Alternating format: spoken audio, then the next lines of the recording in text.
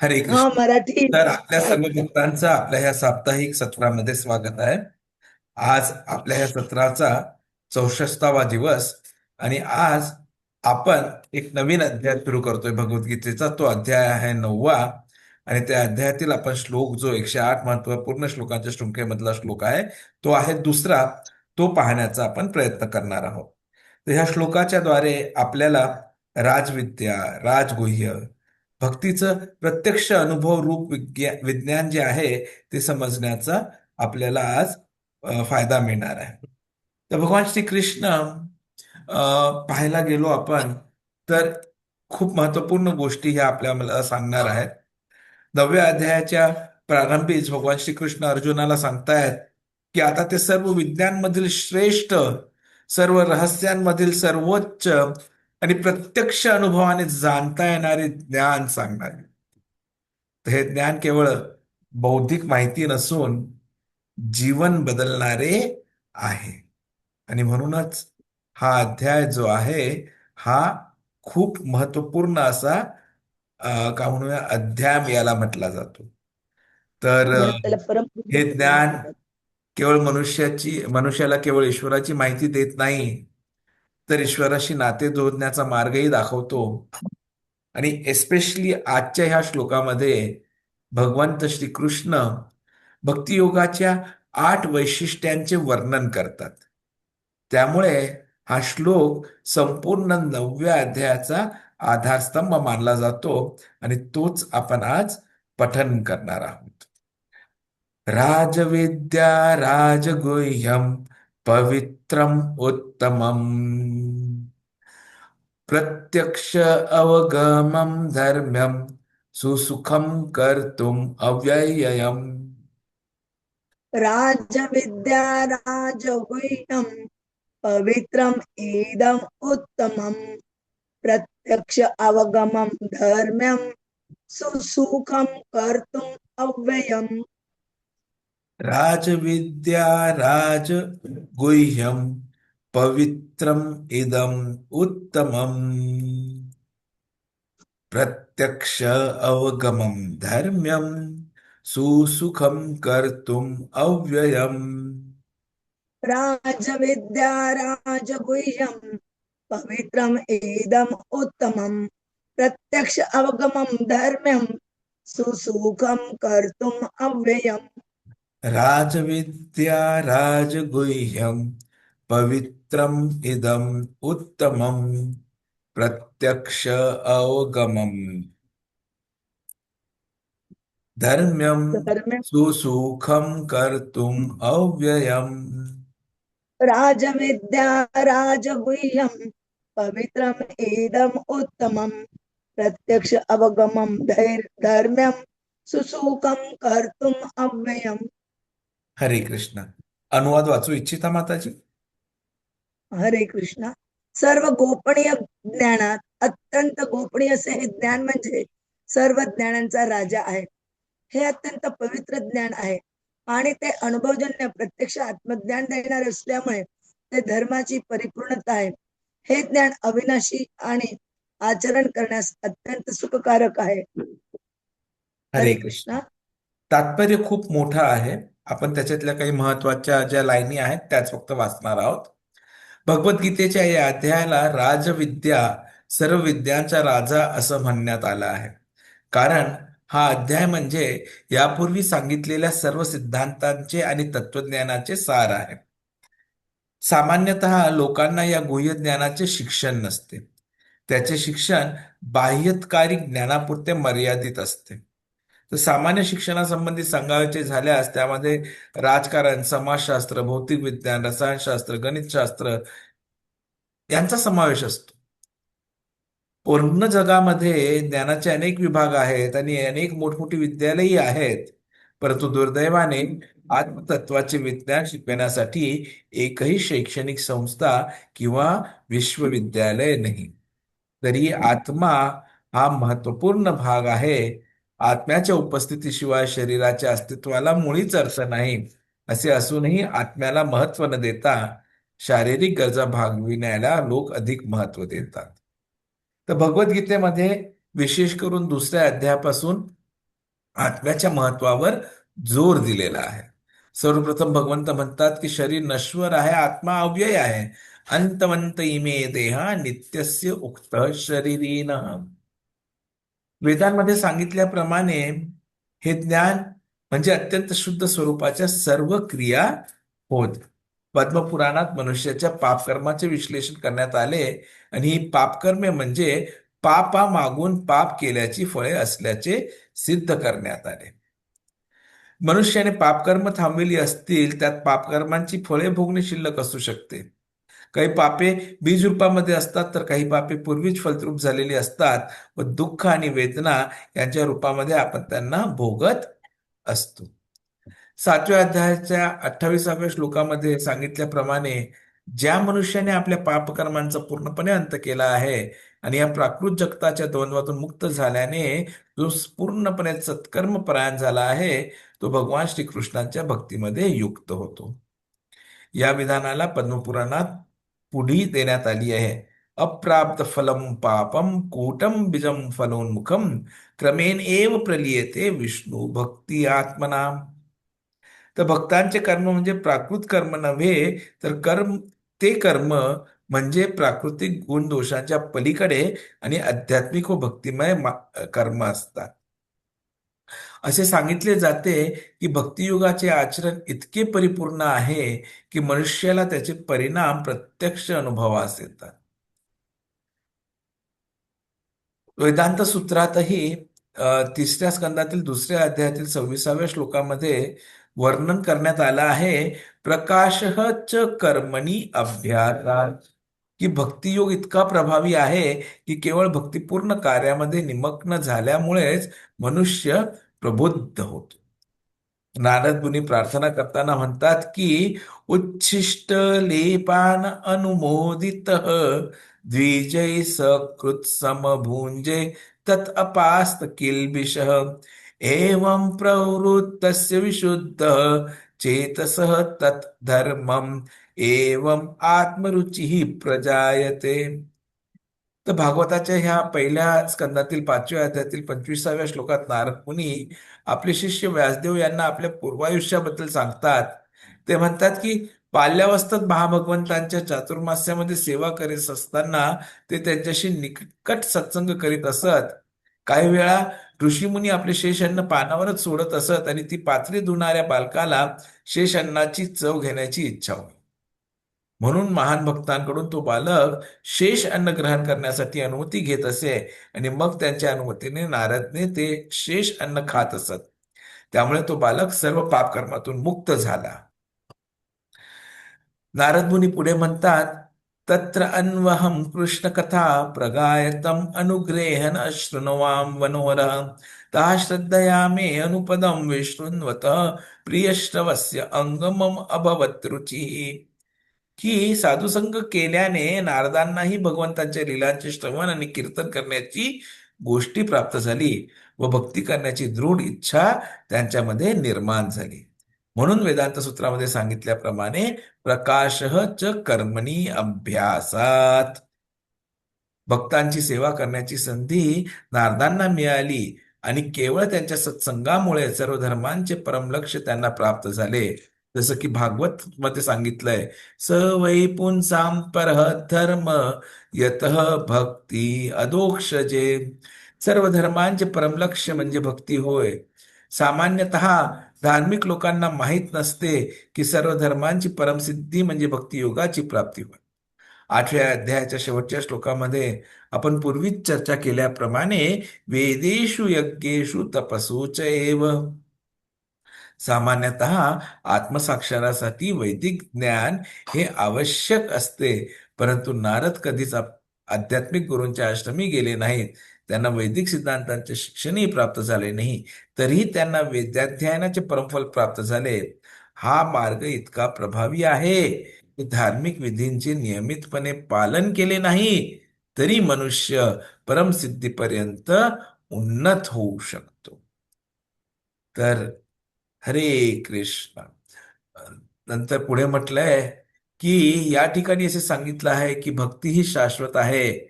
मायावादी दार्शनिकांच्या कल्पनेनुसार भक्ती मार्ग नाही, कधी कधी जरी त्यांनी तथाकथित भक्ती मार्गाचा स्वीकार केला तरी त्यांची कल्पना असते की जोपर्यंत ते मुक्त होत नाहीत तोपर्यंत ते भक्ती मार्गाचे आचरण करतील आणि जेव्हा मुक्ती मिळेल तेव्हा ते परमेश्वराशी एकरूपच होतील. परंतु अशा तात्पुरत्या भक्तीला शुद्ध भक्ती मानले जात नाही. वास्तविक भक्ती मुक्तीनंतरही सुरूच राहते. भगवद्गीतेवरून कळून येईल की मोक्षानंतरच वास्तविक भक्तीचा प्रारंभ होतो. मुक्त झाल्यावर जेव्हा तो ब्रह्मभूत अवस्थेमध्ये स्थित होतो तेव्हा त्याच्या भक्तीचा आरंभ होतो. समः सर्वेषु भूतेषु मद्भक्तिम लभते पराम. कर्मयोग, ज्ञान योग, अष्टांग योग किंवा इतर कोणत्याही योगांचे स्वतंत्रपणे आचरण करून कोणीही भगवंतांना जाणू शकत नाही. या योग पद्धतींद्वारे मनुष्य भक्ती योगाप्रत थोडीफार प्रगती करू शकतो. त्याचप्रमाणे कृष्ण भावनामृत भक्ती मार्ग हा सर्व विद्यांचा, सर्व गोपनीय ज्ञानांचा राजा आहे. हा भक्तियोग म्हणजे धर्माचे अत्यंत पवित्र स्वरूप आहे आणि याचे आचरण विना अडचण आनंदाने करता येते, म्हणून याचा स्वीकार केला पाहिजे. ओम अज्ञानतिमिरान्धस्य ज्ञानाञ्जनशलाकया चक्षुरुन्मिलितं येन तस्मै श्रीगुरवे नमः. श्रीचैतन्य मनोभीष्टं स्थापितं येन भूतले स्वयं रूप कदा मह्यं ददाति स्वपदान्तिकं. वन्देऽहं श्रीगुरोः श्रीयुतापदकमलं श्रीगुरून् वैष्णवांश्च श्रीरूपं साग्रजातं सहगण रघुनाथान्वितं तं सजीवं साद्वैतं सावधूतं परिजनसहितं कृष्णचैतन्यदेवं श्रीराधा कृष्णपदान् सहगण ललिता श्रीविशाखान्वितां च. नमो विष्णुपदाय कृष्णपृष्ठाय भूतले श्रीमते भक्तिवेदांत स्वामी निति नामिने. नमस्ते सरस्वती देवे गौरवाणी प्रचारिणे निर्विशेष शून्यवादी पाश्चात्य देश तारिणे. नमो विष्णुपदाय कृष्णपृष्ठाय भूतले श्रीमते राधानाथ स्वामी निति नामिने. वाञ्छाकल्पतरुभ्यश्च कृपा सिन्धुभ्येव च पतितानां पावनेभ्यो वैष्णवेभ्यो नमो नमः. जय श्री कृष्ण चैतन्य प्रभु नित्यानंद श्री अद्वैत गदाधर शिवासादि गौर भक्तवृंद. हरे कृष्ण कृष्ण कृष्ण हरे हरे, हरे राम राम राम हरे हरे.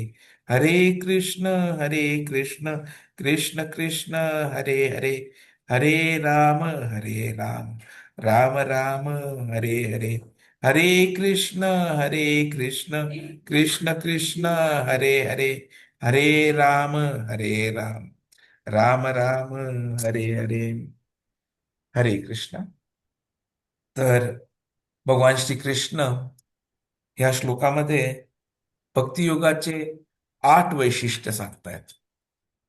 प्रत्येक चरणात 2 वैशिष्ट्य, 2 गुण सांगितले असून एकूण 8 गुणांचा उल्लेख आहे. तर ह्या 8 गुण कोणते? उत्तम प्रत्यक्ष अवगमम धर्म्यम सुसुखम आणि अव्यय. आता आपण प्रत्येक गुण समजून घेऊया. राजविद्या म्हणजे काय? सर्व विद्यांमधील राज. विद्या म्हणजे ज्ञान आणि राज म्हणजे सर्वोच्च.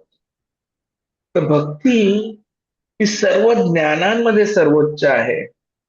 कारण इथं सर्व ज्ञान आपल्याला जगातील एखाद्या शक्तीपर्यंत पोहोचवतात, परंतु भक्ती आपल्याला सर्व शक्तींच्या मूळ स्त्रोतापर्यंत अर्थात श्रीकृष्णांपर्यंत पोहोचवतात. भगवंतांनी 4थ्या अध्यायात सांगितलंय, एवं परंपरा प्राप्तम इमं राजर्षय विदु. 4थ्या अध्यायात दुसरा श्लोक होता ना, की हे ज्ञान राज ऋषींनी परंपरेने प्राप्त केलं.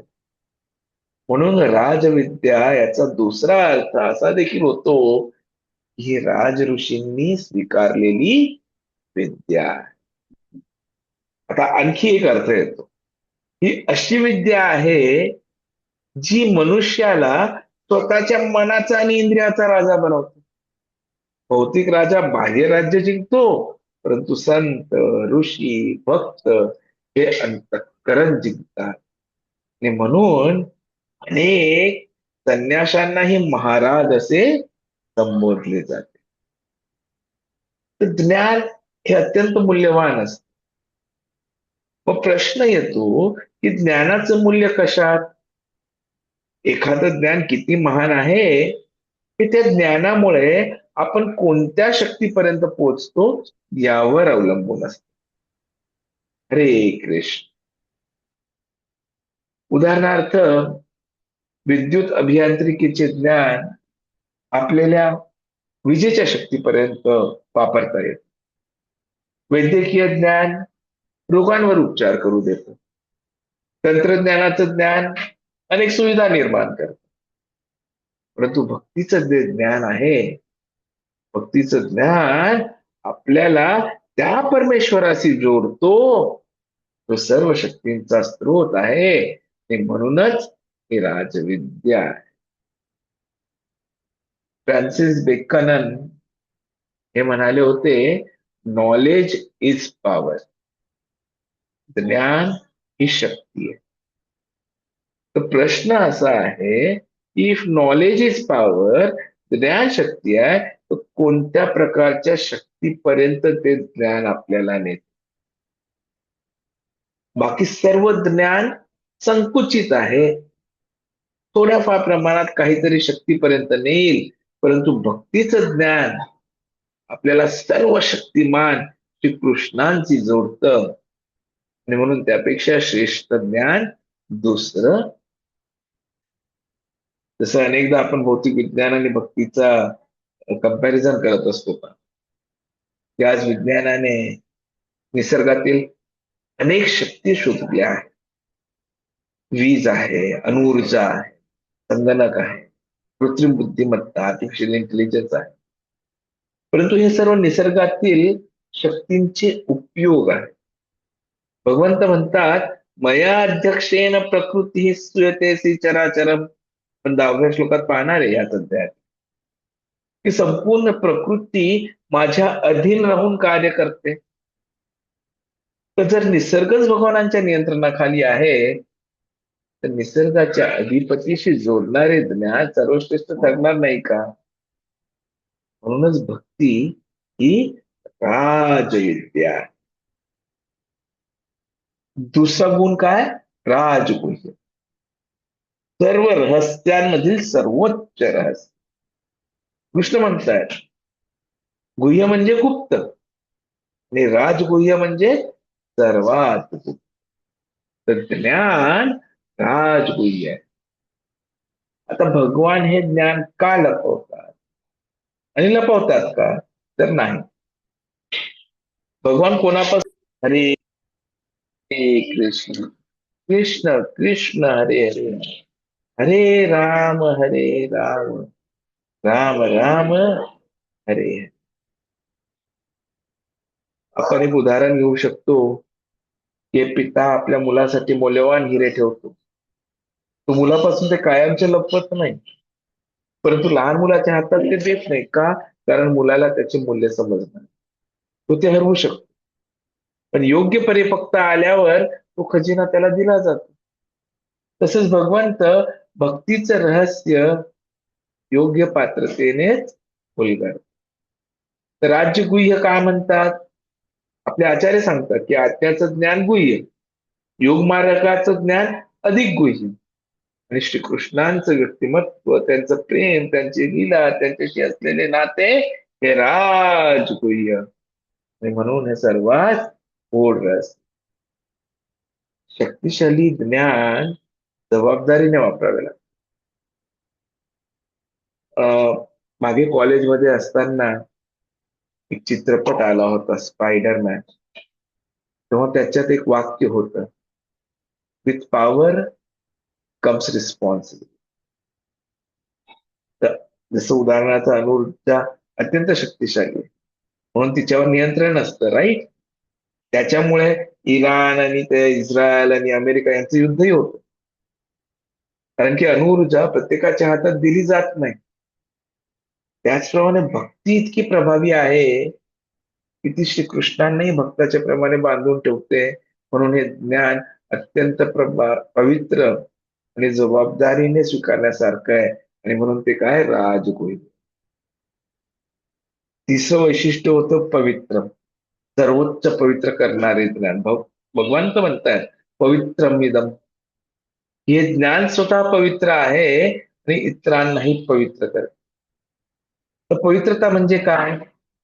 पवित्रता म्हणजे अशुद्धीचा पूर्ण आणि शुद्धीकरण म्हणजे अशुद्धी दूर करण्याची प्रक्रिया.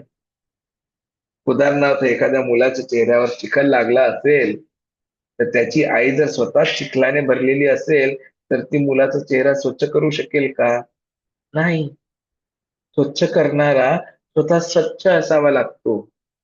तसंच शुद्ध भक्तीच आपल्याला शुद्ध करू शकते आणि भक्तीमध्ये शुद्धीकरणाची शक्ती. आपण जितकी भगवद्गीता अभ्यासतो, भागवतम ऐकतो, हरिनाम जपतो, भक्ती करतो, तितके अंतःकरण शुद्ध होत जात. भगवंतांनी आधीच आपल्याला 4थ्या अध्यायातील 38व्या श्लोकात सांगितलंय, नाही ज्ञानेन सदृशम पवित्रम इह विद्युते. या जगात दिव्य ज्ञाना इतके पवित्र दुसरं काही नाही. आणि त्या दिव्य ज्ञानाचा परमोच्च बिंदू म्हणजे श्रीकृष्णांचं ज्ञान. म्हणून भक्ती हे सर्वोच्च पवित्र करणारे साधन आहे. हरे कृष्ण कृष्ण कृष्ण हरे हरे,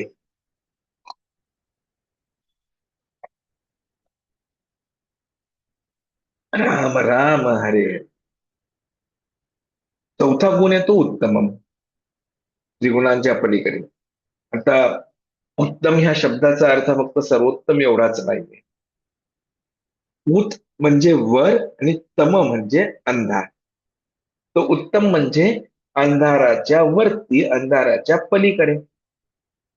तेथील अंधार काय आहे? अंधार म्हणजे सत्व, रज आणि तम या 3 गुणांनी निर्माण केलेला भौतिक बंधनाचा अंधार. जसं भगवंत दुसऱ्या अध्यायात अर्जुनाला 45व्या श्लोकात सांगतात, निस्त्रैगुण्य भव अर्जुन, ती त्रिगुणांच्या पलीकडे जा. 5व्या अध्यायातही ते सांगतात की हे गुण माझ्यापासून उत्पन्न झाले असले तरी मी त्यांच्या पलीकडे आहे. म्हणून श्रीकृष्ण उत्तम आहे. हे श्रीकृष्णांचे त्यांच्यासोबत जोडणारे ज्ञानही उत्तम आहे. नंतर ज्ञान धर्म्यम आहे. श्रीकृष्ण पुढे सांगतात हे ज्ञान धर्म्यम आहे, म्हणजे केवळ बौद्धिक चर्चा किंवा तत्वज्ञान नाही, तर ते मनुष्याच्या जीवनाला योग्य दिशा देणारे, त्याच्या स्वभावाशी सुसंगत आणि त्याला परम कल्याणाकडे नेणारे ज्ञान. आजच्या युगात लोक अनेक प्रकारची माहिती मिळवतात. विज्ञान, तंत्रज्ञान, अर्थशास्त्र, मानसशास्त्र, या सर्व ज्ञानाचा उपयोग आहे. परंतु या सर्व ज्ञानांमुळे मनुष्याचा जन्म मृत्यूचा प्रश्न सुटत नाही.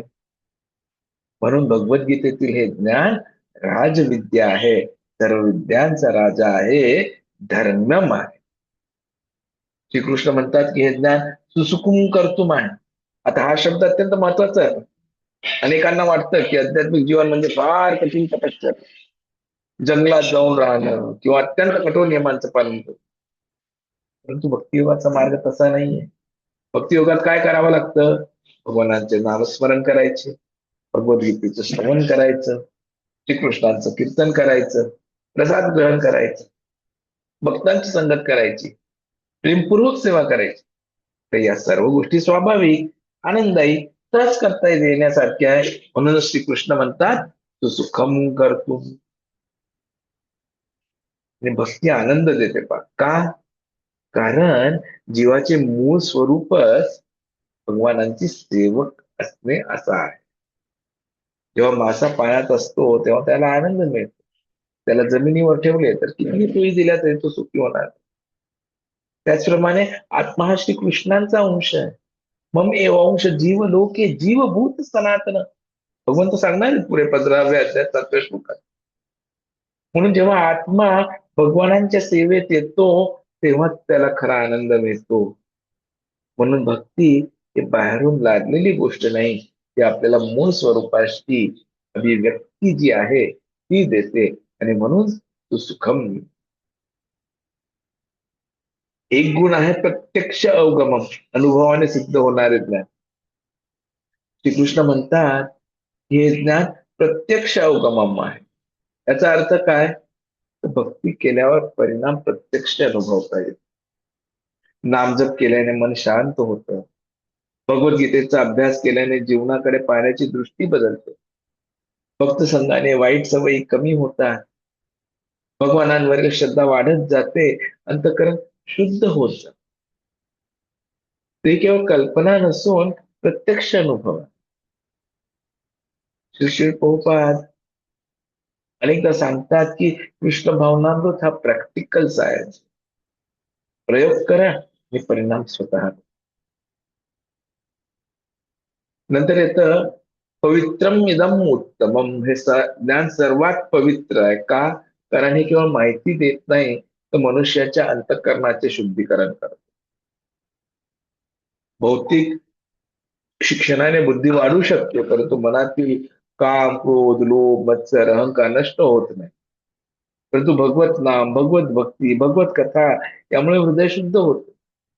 जसं अग्नीमध्ये टाकलेलं सोनं अधिकाधिक शुद्ध होत जातं, तसंच भक्तीमुळे जीवाचे चित्त शुद्ध होत. अजून एक गुण येतो अव्यय. म्हणजे काय? हे ज्ञान कधीही नष्ट होत. भौतिक जगातील सर्व गोष्टी नाशवान आहेत. पैसा नष्ट होतो, शरीर नष्ट होतं, प्रतिष्ठा बदलते, सत्ता संपते, विद्या विसरली जाते. परंतु भक्तीमधून येणारी आध्यात्मिक प्रगती कधीही नष्ट होत नाही. भगवद्गीतेमध्ये श्रीकृष्ण दुसऱ्या अध्यायातील 40व्या श्लोकात सांगतात, नेह अभिक्रमण स अस्ति प्रत्य अव्यय न विद्यते. या मार्गावर केलेले थोडेसे प्रयत्न सुद्धा व्यर्थ जात नाही. म्हणूनच हे ज्ञान अव्यय. तर असे हे महत्वपूर्ण ज्ञान आपल्याला भगवंत आता ह्या 9व्या अध्यायात सांगतात. आणि हे ज्ञान स्वीकारण्यासाठी श्रद्धा आवश्यक आहे. भगवंत पुढील श्लोकात म्हणजे 3ऱ्या श्लोकात श्रद्धेचा अभाव असलेल्या व्यक्तींचे वर्णन करणार आहे. म्हणूनच या श्लोकात अप्रत्यक्षपणे एक संदेश आहे की ज्ञान महान असले तरी ते स्वीकारण्यासाठी नम्रता आणि श्रद्धा आवश्यक आहे. जर एखादी व्यक्ती औषधावर विश्वास ठेवत नसेल तर ती औषध घेणार नाही. मग औषध किती प्रभावी असले तरी त्याचा उपयोग होणार नाही. तसंच राजविद्या श्रेष्ठ असली तरी ती श्रद्धेने स्वीकारल्यावरच तिचा लाभ. तर महत्वाचे मुद्दे काय पाहिले आपण, की राजविद्या म्हणजे काय? श्रीकृष्ण या ज्ञानाला राजविद्या म्हणतात, कारण ते सर्व ज्ञानांमध्ये श्रेष्ठ आहे. आत्म्याचं ज्ञान आहे, परमेश्वराचं ज्ञान आहे, जीव आणि भगवान यांच्या नित्य संबंधांचं ज्ञान आहे. हे केवळ तात्विक माहिती देत नाही, तर जीवनाचे अंतिम ध्येयही प्राप्त करून देते. म्हणूनच सर्व विद्यांचं अंतिम परिपूर्णत्व कृष्ण भावनामृतामध्येच आहे. दुसरं राजगुह्य, सर्वात गुप्त ज्ञान. कारण ते बाह्य बुद्धीने समजत नाही. ते समजण्यासाठी आवश्यक आहे श्रद्धा, नम्रता, गुरु परंपरेचा स्वीकार, भक्तांची समजण आणि सेवा. भगवान स्वतः ज्याच्यावर कृपा करतात त्यालाच या ज्ञानाचा वास्तविक अर्थ समजू शकतो. तिसरं प्रत्यक्ष अनुभवाने सिद्ध होणारा मार्ग. भक्तियोग हा अंधाऱ्या श्रद्धेचा मार्ग नाही, येतो अनुभवाचा मार्ग. ज्या मनुष्य हरिनाम जप करतो नियमितपणे, भगवद्गीता व श्रीमद भागवतचे श्रवण करतो, भक्त संग करतो, सेवा करतो, त्याच्या जीवनात हळूहळू परिवर्तन होतं. मन शांत होतं, आसक्ती कमी होते, श्रद्धा वाढते. हा अनुभवच प्रत्यक्ष अवगमन या शब्दाचा अर्थ स्पष्ट करतो. आणि नंतर आपण पाहतो सुसुखम करतो, मग ती सहज आनंदमयी आहे. मग ती ओझं नाहीये, ती आपल्या आत्म्याच्या स्वभावाशी सुसंगत असल्यामुळे नैसर्गिक आनंद देते. पक्षी आकाशात उडताना आनंदी असतो, मासा पाण्यात आनंदी असतो, तसा आत्मा कृष्ण सेवेमध्येच खरा आनंद अनुभवतो. म्हणून ही भक्ती कष्टदायक साधना नसून प्रेममय जीवनशैली. भक्तीचा परिणाम काय? तो श्रद्धेने भक्तियोग स्वीकारतो, त्याचे हृदय शुद्ध होते, भगवानांवरील प्रेम वाढते, जीवनाला योग्य दिशा मिळते आणि अखेरीस तो भगवानांच्या धामाला प्राप्त होतो. ते भक्ती योगाची आपण वैशिष्ट्ये या लोकांमध्ये पाहिली की सुरुवातच भक्ती योगाच्या गौरवाने ह्या 9व्या अध्यायाची झाली आहे. आणि हे गुप्त ज्ञान आपल्याला आता मिळतंय ते भगवंतांच्या कृपेने. तर प्रेमाने सांगतायत की भक्तियोग सर्व ज्ञानांचा मुकुटमणी आहे. केवळ बुद्धीला समाधान देत नाही, पण जीवनाचे रूपांतर करते. हे ज्ञान केवळ भक्तीने समजते, पण एकदा स्वीकारले की ते अत्यंत सहज, आनंददायी आणि प्रत्यक्ष अनुभव देणारे ठरते. तर भक्ती कोणती कोरडी तात्विक प्रक्रिया नसून भगवान श्रीकृष्णांशी प्रेमाचा जिवंत संबंध आहे. जो हा मार्ग स्वीकारतो त्याचे जीवन शुद्ध होते, त्याला अंतःशांती प्राप्त होते आणि अखेरीस तो शाश्वत आध्यात्मिक सिद्धी प्राप्त करतो. हरे कृष्ण. धन्यवाद.